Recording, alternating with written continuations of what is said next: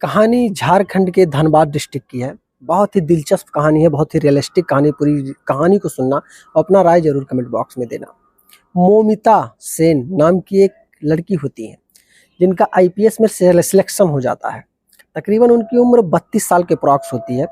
घर वाले बहुत परेशान होते हैं, मोमिता शादी कर लो, मोमिता शादी कर लो। कहती है नहीं, अभी मुझे बहुत कुछ देखना, बहुत कुछ सुधार करना है समाज में, उसके बाद शादी का प्लान मैं करूँगी। तो माता पिता जी, अभी मेरे शादी के लिए आप लोग ज़्यादा परेशान ना हो। अभी मैं 2-4 साल जॉब में रहना चाहती हूँ, देखना चाहती हूँ, दुनिया को समझना चाहती हूँ। अभी तक मैंने अपनी पूरी जीवन सिर्फ पढ़ाई में ही दे रखी थी। अब मैं दुनिया देखना चाहती हूँ। घर वाले ने कहा ठीक है बेटी, पढ़ लिख के इतनी बड़ी अफ़सर हो चुकी हो, तुम एक आईपीएस ऑफ़िसर हो चुकी हो, तो जो दिल में है, जैसा तुम सोचो, उस हिसाब से अपना डिसीजन लो भाई। अब तो तुम्हारा ही हक है, जो चाहो वैसे ही करो। मोमिता की पोस्टिंग होती है धनबाद में, जो कि झारखंड का डिस्ट्रिक्ट है एक। अब मोमिता देख रही है सब कुछ एकदम नॉर्मल चल रहा है जैसे चलता था। और मोमिता पढ़ाई स्ट्रगल के समय में ये सोच रही थी मुझे समाज को सुधारना है, लोगों को सुधारना है। और फिर मोमिता जब कुर्सी पे अपने ऑफिस में बैठती है, सोचती है मैं सुधार कैसे करूंगी, आखिर क्या करना चाहिए, मुझे कुछ अलग करना चाहिए क्या, मैं समझूंगी कैसे दुनिया को। मैंने तो आज तक सिर्फ एक बंद कमरे में स्टडी की है, पढ़ाई की है, दुनिया को उस तरीके से मैंने देखा नहीं है, मुझे दुनिया को देखना है। मोमिता 2-3 दिन इसी ख्यालों में चलती रहीं। एक दिन क्या होता है, उनके मन में एक ख्याल आता है कि मुझे भेष अपना बदलना चाहिए, और चाहे रात हो, दिन हो, दोपहर हो, मुझे भिखारी का एकदम लिबास बनाना चाहिए और घूमना चाहिए। और मेरे जो अर्दली हैं, मेरे जो गनर हैं, उनको बता देना चाहिए कि मेरे आस-पास पड़ोस थोड़ा दूरदारी में इसे रहना, और मेरी देख-रेख के लिए, और बाकी सब कुछ मैं अपने हिसाब से करना चाहती हूँ। मोमिता ने डिसीजन ले लिया कि मुझे अपने हिसाब से करना हो। एक दिन क्या होता है, शाम को 4 बजता है, वो भिखारी का रूप बनाती हैं और अपनी गाड़ी में बैठती हैं। गाड़ी वाला ले जाके एक सुनसान जगह पे उनको छोड़ देता है, यानी कि उनका ड्राइवर छोड़ देता है। अब वहाँ से वो पैदल चलना शुरू कर देती हैं।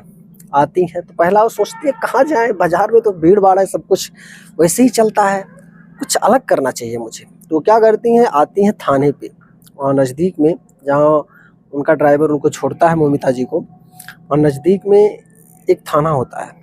चलते-चलते थोड़ी दूर पहुँचती हैं, थाने पे पहुँच जाती हैं। थाने के बाहर ऐसे-ऐसे देखती हैं तो 2-3 कांस्टेबल बोलते हैं, "क्या है?" बोलती है, "कुछ नहीं साहब।" और भेष ऐसा बनाई थी कि कोई देखकर भी समझ नहीं सकता था कि सच में कि आईपीएस ऑफिसर है इस जिले की। मोमिता जी गेट के पास बैठ जाती हैं, तकरीबन 10-15 मिनट तक इधर-उधर झाँक-ताक सब कुछ लगा रही थी। कुछ देर देखने के बाद कांस्टेबल 2 आए बाहर, बोलते क्या है? क्या है, कुछ बात है क्या? क्यों तुम इधर देख रही हो घूम-घूम थाने के अंदर? बोलते नहीं, देख रही हूँ कि बहुत भीड़ लगा है। तो कांस्टेबल लोग बोलते हैं भाई भीड़ लगा है, थाना है, यहाँ केस आया करते हैं, यहाँ फैसला होता है एक प्रकार से, जो छोटे-मोटे फैसले होते हैं निपटाने की कोशिश किया जाता है, निपटाया जाता है। नहीं निपटता है तो हम लोग इसको कोर्ट में भेज देते हैं। ममता जी ने कहा ठीक है साहब, जैसा हो। ये कहने के बाद वो फिर बैठी रही 10 मिनट तक। उसके बाद दबे पाँव धीरे-धीरे करके वो थाने के अंदर जा पहुँचती हैं। जो बड़ा साहब होता है, बड़े साहब से कहती हैं साहब बहुत भूखे हैं, मतलब इतने अंदाज में। बड़ा साहब बोलता है कांस्टेबल से, भाई कुछ खिला दो इनको, कुछ खिलाओ और इनको छुट्टी दो यार, ये कहाँ-कहाँ से सब लोग चले आते हैं अंदर, कौन बुलाया इसको? कांस्टेबल बड़ा नाराज़ होते बोलता है कि साहब मैं कितनी बार इनको समझा रहा हूँ बाहर, ये मान ही नहीं रही हैं। पता नहीं क्या है इनके दिमाग में चल रहा है। घूम-घूम के इसे थाने के अंदर देख रही थी और फिर देखो आपके पास पहुँच गई हैं। तो साहब ने सोचा कि हो सकता है बहुत ज़्यादा भूखी वगैरह हो, ऐसा कुछ ज़रूरत है? पूछा कुछ ज़रूरत है? कोई बात? ममता जी ने कहा नहीं साहब कोई बात नहीं है।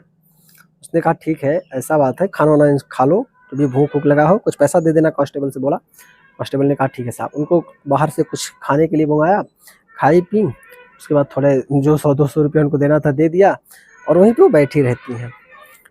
फिर कांस्टेबल बोलता है भाई आप बैठी क्यों हो? क्या मामला है? कुछ बात है तो बताओ। बोलती नहीं मुझे थोड़ा आराम करना, थोड़ी देर मैं रुकना चाहती हूँ यहाँ, मैं रुकूँगी। मुझे कुछ डिस्टर्ब मत करो, मतलब इस हिसाब से मुझे छेड़ो-छाड़ो ना, मैं ऐसे रहना चाहती हूँ। बोलता ठीक है। एक मामला आता है 15 से 20 मिनट के बाद। उनके बैठने के 15 से 20 मिनट के बाद एक मामला आता है, एक गाँव का होता है। उस मामले में क्या होता है, कुछ लड़ाई-झगड़ा आपस में हो जाती है किसी लड़की के मामले को लेकर के। लड़की पक्ष बहुत गरीब हुआ था उस समय, मतलब बहुत गरीब था।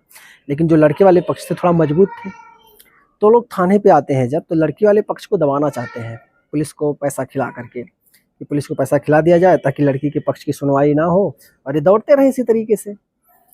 भाई जाहिर सी बात है, इस समय आप जान ही रहे हो, मार्केट में पैसा ही चल रहा है, चारों तरफ पैसा चल रहा है, सिर्फ थाने में ही नहीं, चारों तरफ पैसा चल रहा है। ये सारी चीजें मौमिता जी देख रही थी अपनी आंखों से, सुन भी रही थी।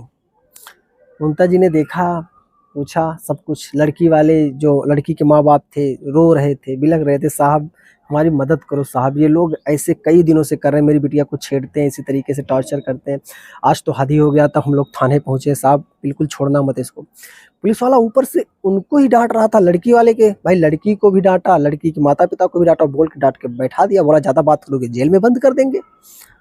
अब भाई वो लोग थोड़ा पैसे वाले नहीं थे, डर भी गए, बैठे थे।